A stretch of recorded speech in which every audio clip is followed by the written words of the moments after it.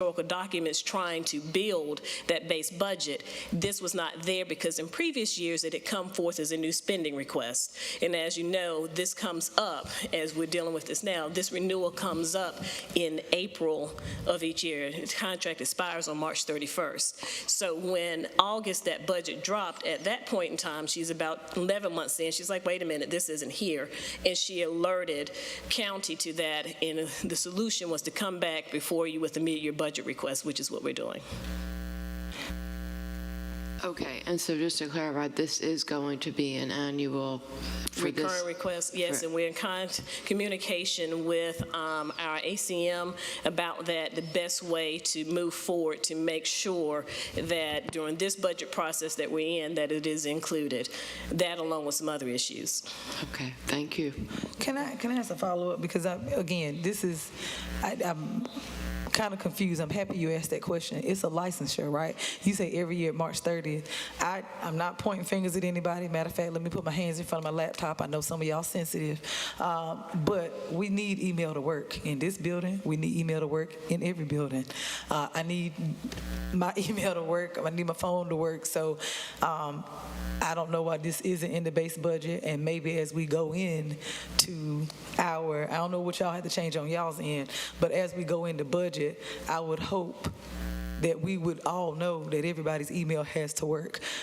You all need to get evidence. You all need to reach out to victims. You all, we can't have email shutting down on the 31st of every year. So I would be interested when you all put your budget request in. I would be interested to see this baked in because I like my colleagues, it can't keep coming back every year at the last minute when we need email to work, and that's essentially what this is. So thank you for that backstory and that history. That is interesting that y'all caught this in August and it's taken us this long, but thank you for bringing it to our attention.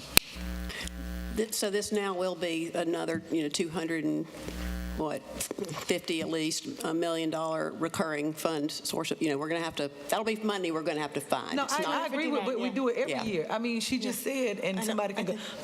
Not million. I didn't say million. Oh. Sorry. No, fast. 20,000, $250,000. Sorry. I'm with you. No, and I agree, but I would imagine the email's been working since I got here, so we have done it every year. So that's where I know that we migrated to Office 360 in 2020. It's been in our budget. Came in our budget as a new spending request, but it's been in our budget since fiscal year 20, I believe. It's either fiscal year 20 or 21. So that money has always been there, but the way it was supposed to get into the budget for this year changed, and just a spiral of some things with that unexpected death of our finance manager, some transitional things, it was overlooked. It did not come before you as a new spending request last year because it was supposed to have been put into the base budget, but good Lord had some other things in mind when Mr. Hinton passed away and some other things happened, and so that was overlooked. But as soon as we caught it, we don't get to see the budget documents until the budget drops. So when it dropped in August, that's when we caught it. But it has been in our budget. It's not a new spending request. That $280,000 roughly, take out the taxes, has been in our budget for the past 3-4 years. Thank you, Ms. Lovelace. So I hear that ACM Brinson, because you're the ACM, right? Did you have any questions or comments or anything? Good evening, Dwayne Brinson, Assistant County Manager. The reason we're here tonight is because it's a last resort. We got the request, we got the notification in mid-January, I think January the 9th, that this was part of the mid-year budget request. Our first look is to reallocate. We looked within the department's budget. We looked within the public safety functional area. Couldn't find funds to cover this in full. So that's why we're coming tonight. We did the contract first. We tried to look inside budgets, tried to find funds any way we could before using general fund balance. And it's just not there to cover this in full. So it is going to have to come from a new source next year, correct? It's been a recurring cost for the Sheriff's Office for a number of years. But we will need to, like in past years, it will carry forward, and we will need to find a way to pay for this going forward. I just don't see how we paid for it in the past and now we can't. It wasn't included in the budget for this year. But it was in the budgets for previous years. And I'll say it wasn't because that's what Attorney Lovelace was trying to explain. Because of the transition in the finance administrative staff, it wasn't caught. It was overlooked. There was an oversight because of the passing of their finance director. It was an oversight, and it wasn't included in the base budget, whereas in previous years, it had been. So from what I'm hearing, just to round everything out, is that we're going to approve this for one time because the contract is coming up to end, and then for next budget year, it'll hopefully be worked into Included the in the budget, budget. so that it's not an item that's coming to us for an ad hoc funding source. Okay? With that clarification, thank you, ACM Brinson. Thank you, Attorney Lovelace. Commissioner Houghton, did I see your hand? Oh. Okay, yes.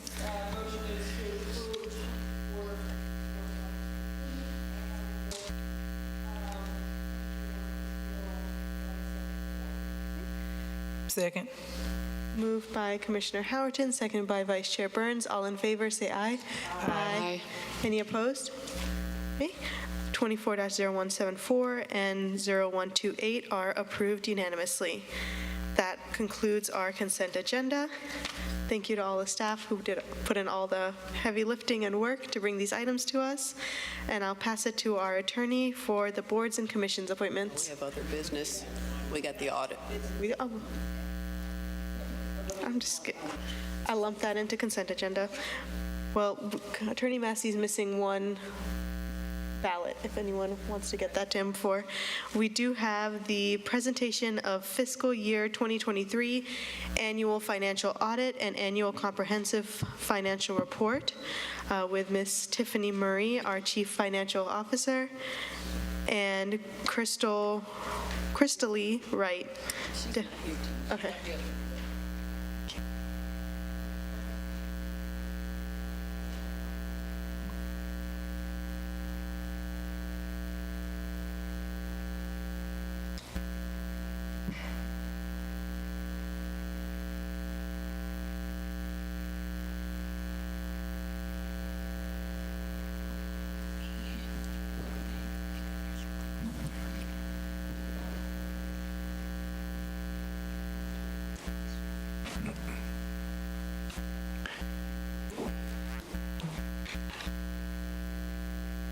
Good evening, Commissioners. Are you ready for me to begin? Absolutely. And we have 45 minutes allocated to this item, so I'm assuming there'll probably be some questions from commissioners. So do you think 30 minutes for a presentation, 15 minutes for I will questions? cut my 2-hour presentation down to 30 minutes. Wonderful. Thank you.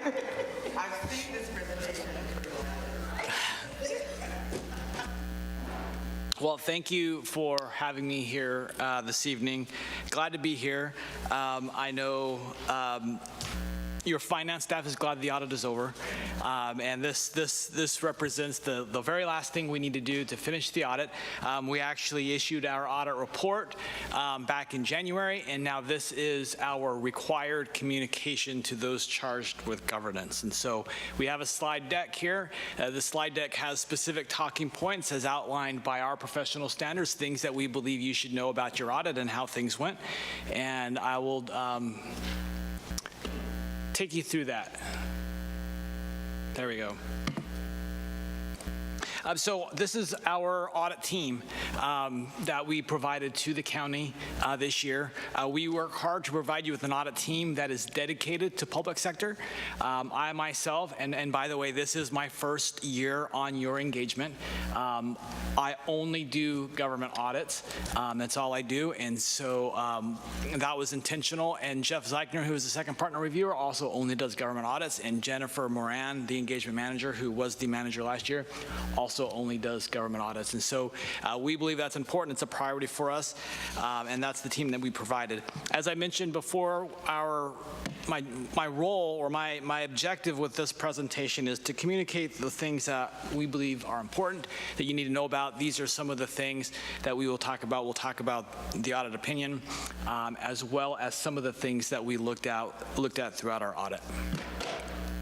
So the purpose of an audit is to provide reasonable assurance that your financial statements are fairly stated.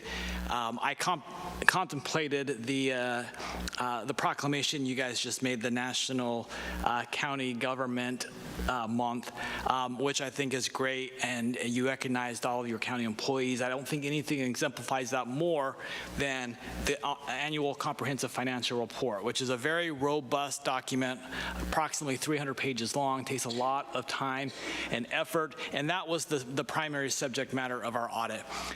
We plan and perform our audit in accordance with generally accepted auditing standards, as well as in accordance with government auditing standards. And the purpose is to express an opinion that your financial statements are reasonably stated, which is different than providing absolute assurance. We perform analytical procedures, tests of transactions, sampling techniques in order to arrive at this level of reasonable assurance. And at the end of the day, we did express an unmodified opinion, which is the highest level of assurance that we can provide. It means that we believe a third-party user of your financial statements can rely upon the information that's in there. We did, once again, issue an opinion in accordance with government auditing standards, which we call Yellow Book, and I'll talk about that in a second. In addition to our financial statement audit, we also perform an audit in accordance with uniform guidance. That is an audit of your spending of federal and state dollars, a uniform guidance in the State Single Audit Implementation Act. That audit entails us selecting programs using a risk-based approach that's dictated by uniform guidance. Major programs are selected, and we test for compliance with those programs. And so you'll see on this slide the list of programs that we tested, both from the federal dollars as well as state dollars. And then at the end of that, we expressed an opinion on whether or not you complied with the compliance requirements of that spending. And our single audit opinion also was unmodified. There was one instance that was identified during our audit, which we would refer to as a non-material non-compliance. It was an error in a monthly report related to your DSS cross-cutting provision. Purpose of our Yellow Book report, or our report in accordance with government auditing standards, is to describe our scope and testing your internal controls. As part of our audit, we do look at internal controls over financial reporting and over compliance with laws, rules, regulations, and agreements. But we do not look at those controls in an effort to opine on your internal controls. Rather, we look at your internal controls as a way to design our audit procedures. And so I say that in order to say that we don't actually express an opinion on whether or not your internal controls are operating effectively, because that's not the scope of that audit. But if we do identify control deficiencies in the course of our audit, then we do communicate that in our Yellow Book report. So the types of deficiencies that we would communicate would be either a material weakness, a deficiency in internal control that would prevent a material misstatement from being prevented or corrected, or a significant deficiency which is not as severe as material weakness but important enough to communicate formally in our audit opinion or in our Yellow Book report. And we did not identify any deficiencies that we believe to be material weaknesses. As I mentioned before, your annual comprehensive financial report is a very robust document. There's a lot to it. It takes a lot of effort. We as auditors do identify from time to time errors or corrections that either need to be made because they're material enough or are not material enough that you can pass on making those adjustments, but we would still communicate to you the types of adjustments that were passed on. Now, we did identify an error in the course of our audit. It actually was not material enough for us to require it to be adjusted, but management decided to go ahead and adjust it as well. You see a summary of that misstatement. It was a fair value adjustment that only affected governmental funds. It did not apply to your government-wide financial statements. Now, the next part of my presentation is to communicate to you some particulars about the qualitative aspects of accounting policies. Financial statements have a description of your significant accounting policies. They are listed in Note A of your annual comprehensive financial report. We do look at those to verify they're in accordance with GAAP. There was one new accounting policy this year when the county adopted GASB Statement 96. That statement required the reporting of subscription-based information technology arrangements, which is similar to a lease, which was adopted the year before, only applies to IT software. So those were, that policy was adopted this year, and there was a new asset and a new liability on your financial statements as a result of that new guidance.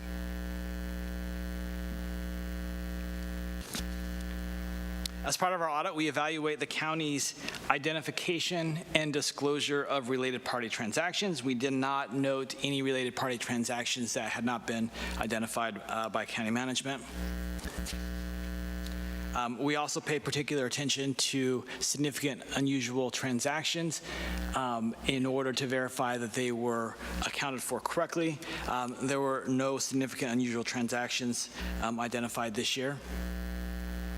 Part of financial statements or completing financial statements is making certain estimates, and there are several significant estimates throughout your financial statements that we take a look at and make sure that the methodology and the basis of those estimates are sound and free of bias.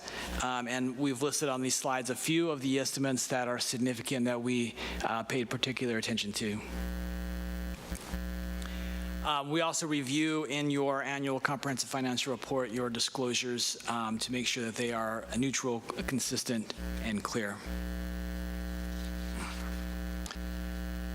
One of the most important parts of our audit opinion is at the very top where it says independent auditor's report. So we take that very seriously, being independent in fact and in appearance. And if we weren't independent, that would devalue our opinion. And so some of the things that we do to ensure that we're independent is we do look at all of the non-attest services that we provide to ensure that we're not participating in management, to ensure that we're not auditing our own work. And so for the county, the only non-attest service that we provide is that we assist in the submittal of your data collection form to the Federal Clearinghouse. That's the federal submittal that lists out all of your grant spending and the results of the audit of the grant spending. So we assist in that, and we believe we have proper safeguards in place to ensure that we remain independent. These next couple of slides are fairly standard. It just lists a few things that we would communicate to you if they occurred during the year. For example, difficulties encountered with management during our audit, disagreements with management, if we consulted with some authoritative source in order to resolve an argument or a disagreement or a debate. Also to communicate to you that we do rely on management's representation as part of our audit evidence. We would communicate to you if management consulted with another firm. We call that opinion shopping. If they consulted with someone else to get a different answer, we would communicate to you if there were any other issues, if there was any fraud or legal acts, or if we believe that there is a reason or a doubt that that the county has a going concern. And none of those things occurred during the course of our audit. As I mentioned, your annual comprehensive financial report is a very robust document. There are some things in that report that we actually do not audit. The basic financial statements, the statements and the footnotes, we do audit. They're covered by our audit. There are certain parts of it called required supplementary information, which are not covered in our audit. That would be the management's discussion and analysis and some of your pension schedules in the back. We do review them to ensure that they are consistent, but we do not express an opinion on them. We do review and opine on your supplementary information, which are some of your budget to actual schedules in the back. We express in relation to opinion insofar as they relate to the financial statements up front, which is the primary focus of our audit. And then there are other information such as the statistical section in the back of your annual comprehensive financial report and your transmittal letter, which we also do not subject to our auditing procedures. And the last thing that I will bring to your attention is that there are 4 GASB pronouncements that will have an impact on the county either next year or the year after that your finance department is well aware of, and we will continue to work with your finance department in implementing these standards, but they will have at least some impact on your financial statements moving forward. For example, compensated absences is one that will affect many governments. Current guidance does not require you to record a liability for sick leave that does not vest. The new guidance no longer has vesting as a recognition criteria, and so it would require management to go through a reasonableness or a probability assessment of the likelihood that that sick leave would be used, and any sick leave that would be used would be recorded as a liability. So that's just an example of a change that is coming down. It's been issued and will be effective in an upcoming year. And that concludes my remarks on the audit. I can answer any question that you have regarding my audit and the presentation. Thank you so much, Scott, for your presentation and all of the in-depth work that went into putting this together and keeping us clean as a county. I'll see if my colleagues have any questions. I saw Commissioner Carter have her hand raised up in the middle, so I'll let her go first. Thank you. I had a question on slide number 10, but before I ask my question, I did want to just say immense thanks to our team for working with you, Scott, so effectively. Thank you, Tiffany and Crystal Lee, for leadership around this audit. I can only imagine how difficult it is to compile and assemble and pull together everything that's required. I know I don't even understand what all that is, and I really respect and appreciate your leadership here for us. Thank you so much. And Scott, thanks for the good explanation of what your audit means. And that was the question that I had was on slide 10. It's kind of on. It's related to material weakness, significant deficiency, and then what corrected and uncorrected misstatements you did have on slide number 10. The adjustment of $2.5 million to reflect the fair market value adjustment within the governmental funds, is that considered a significant deficiency but not a material weakness, or it's even lower than significant deficiency? We evaluated it with that criteria. We did not report that it as a significant deficiency. We do take the materiality of the adjustment. We also take into effect other qualitative characteristics of it. In this case, your government-wide financial statements had the complete fair value of investments, of cash and investments. The difference was there was a reconciliation between your government-wide statements and your fund statements because there's a different measurement focus.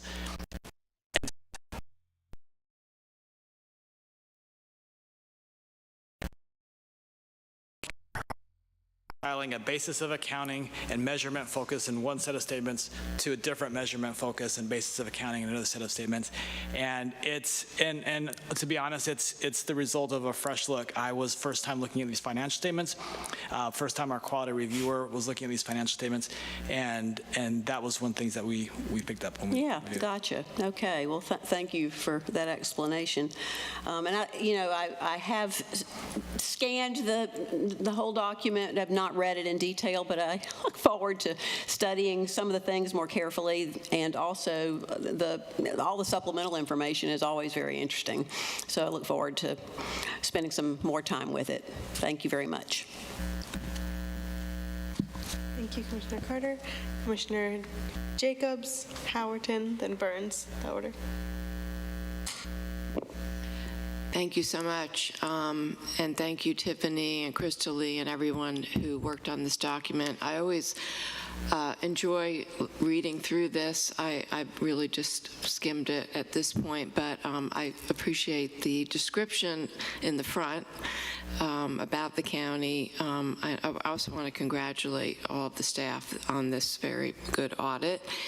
But I feel like it also just really helps me as we're going into the budget, especially looking at the trends. And one of the things that I don't remember the exact wording, though, that is noted, it kind of took me back, was that the county is in a position now where our liabilities exceed our assets.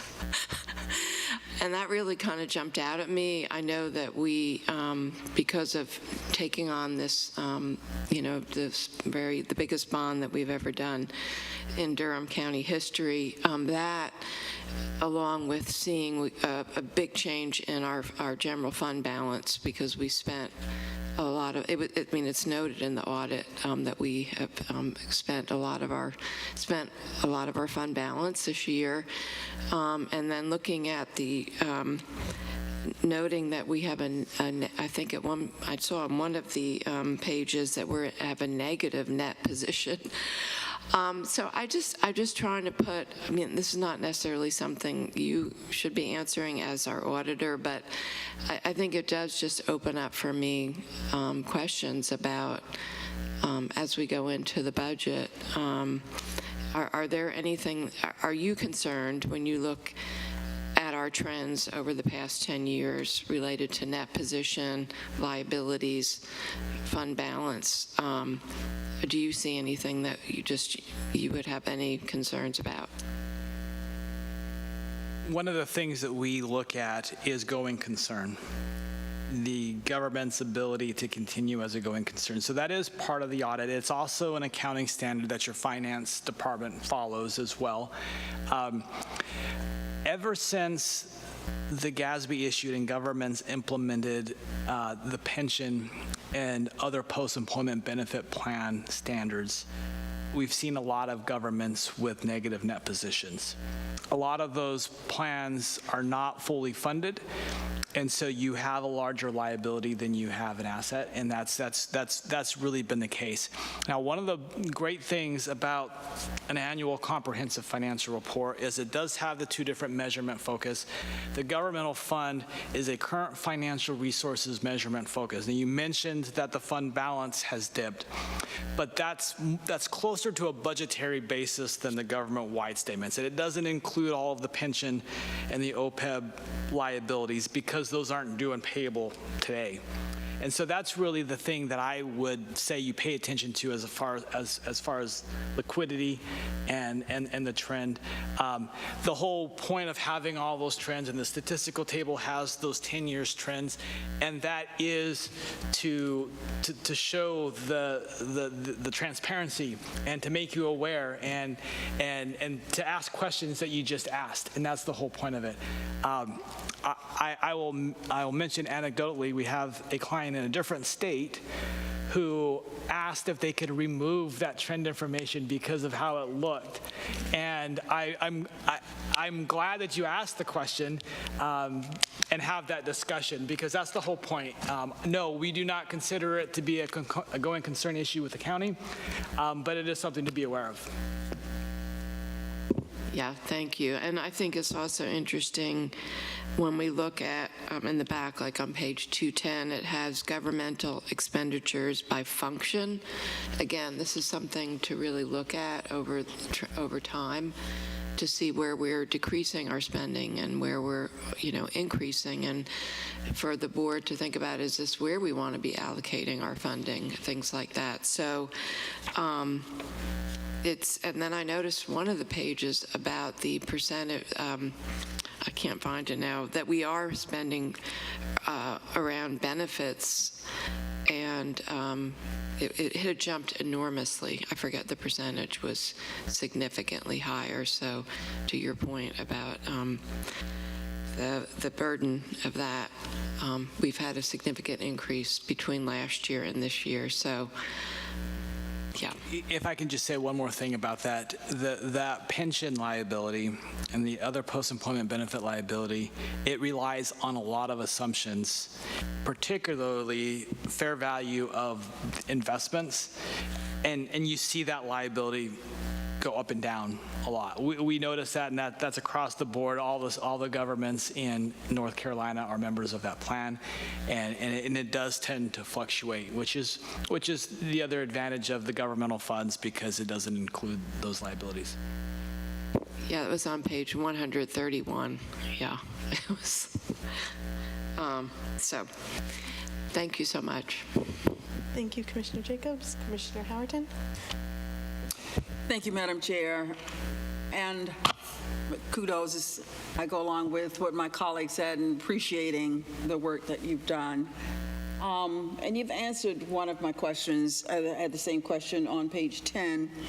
But the one that I think I kind of got lost on when you mentioned on page, what page is this? Page 21. You talked about the sickness. Could you just clarify that a little bit more? Sure. Compensated absences. Yes. So currently, you do report a liability for compensated absences for vacation. Most governments in North Carolina do not recognize the liability for sick leave because sick leave does not vest, meaning when an employee terminates service, that sick leave, they lose it. Right? It doesn't get paid out when they leave. Right. That, in the old guidance, was a recognition criteria. If you don't pay it at the end, then you don't recognize the liability. But if someone has accumulated sick leave today, and they're going to be with the county for 20 years, what's the likelihood that they're going to use that sick leave in the 20 years that they have remaining? Well, there's an assessment then that has to be made. There is a liability if it is accumulated and it relates to past service, and they are more likely than not to use it. And that's what the new guidance says. It puts a little bit of burden on your management to come up with that likelihood. There's judgment involved, but that will be a change because in North Carolina, most governments don't pay out sick leave when employees terminate, so they've never recognized that liability.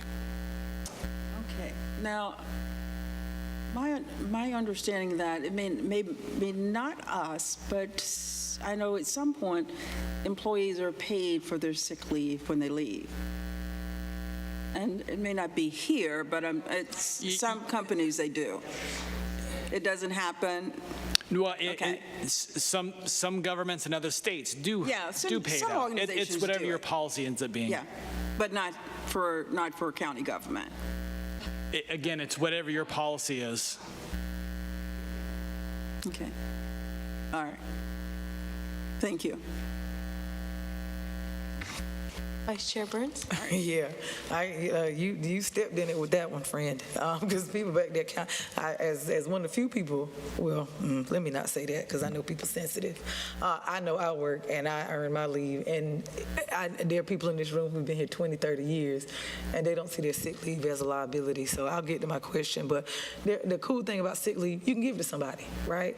Like I got 17 years in, right? I have something like 1,400 hours. The beauty of that is, I got a sister that's sick. I can give her 200 or 300 if she needs it when she has a surgery.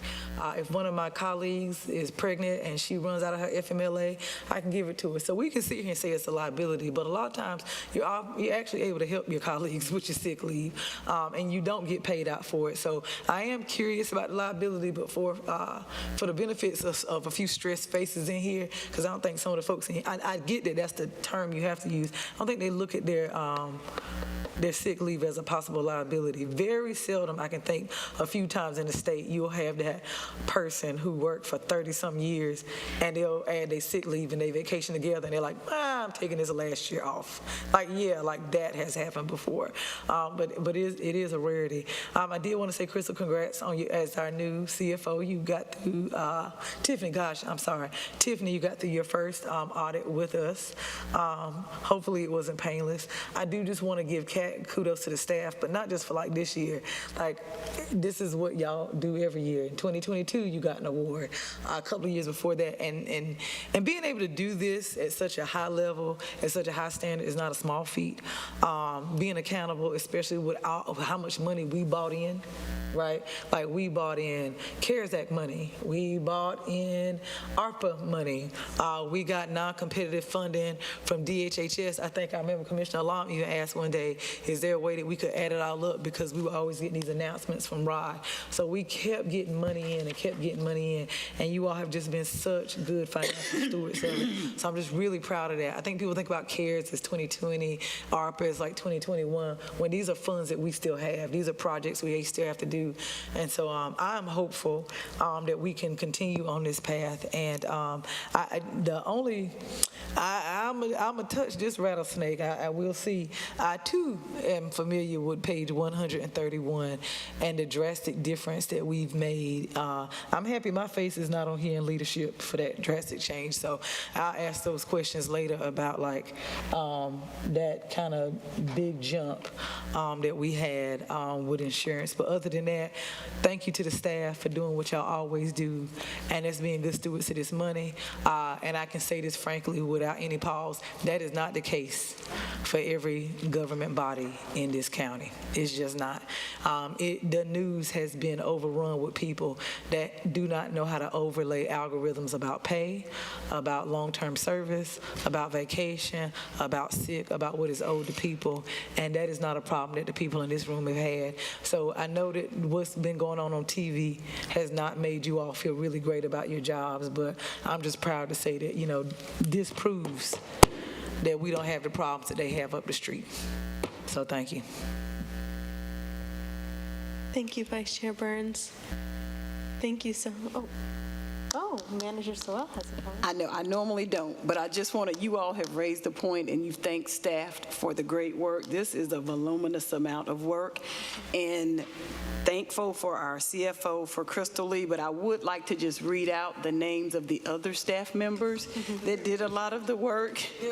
So, right, they do. Their pictures is on the front. Very good. But yeah, Kanisha Brown, Stefano Claude, Carrie Carnes, Yolanda Deaver, who is a contractor with us, Alana Jones, Tanya Hernandez, John Kenyon, Tiffany Long, Jose Rivera, Jamila Wilson Davis, Joseph Fatima, and most of all to our Deputy County Manager, Ms. Claudia Hager. Thank you so, so much for all of the great, thank you all so much for the great work. And if I can just say, I don't want to take any credit for this audit. I really have to thank Crystal Lee for her leadership in serving as interim CFO prior to my arrival, and her continuing to lead this audit as I was getting acclimated to Durham County. I want to thank her. I want to thank my team and the departments as well, because truly, if we did not have the partnership of our departments and everybody in this room and their support, we wouldn't be able to accomplish this. Thank you so much again, and thank you for choosing Durham County to come be our CFO. And I know you're being humble with your service on this audit, but I look forward to you having oversight over the full next audit that I'm sure will also be sparkling clean. Thank you all so much again. Thank you to your whole teams. Thank you. With that, now we will move to our boards and commission appointments with Attorney Massey. Yes, ma'am. For the Durham County Women's Commission, you have appointed Amanda Gordon Redmond. Thank you so much. Thank you to everyone who applied to serve on the Durham Women's Commission. Congratulations, Amanda, for being selected. And to the other ladies who applied, we hope you'll look at the other boards and commissions. We have plenty of vacancies on other boards and commissions for you to serve on as well. That brings us to our closed session items. The board is requested to adjourn into closed session for the following reasons. First, one of the reasons to discuss matters relating to the location or expansion of industries or other businesses in the area served by the public body, including agreement on tentative list of economic development incentives that may be offered by the public body in negotiations pursuant to General Statute 143-318.11A4. And the other item is to consult with an attorney employed or retained by the public body in order to preserve the attorney-client privilege between the attorney and the public body, which privilege is hereby acknowledged to General Statute 143-318.11A3. Do I hear a motion to enter into closed session for these two reasons? So moved. Second. Okay, moved by Commissioner Jacobs, seconded by Commissioner Carter. All in favor, say aye. Aye. Aye. Any opposed? We are in closed session. Thank you, everyone who joined us for the public portion of our meeting.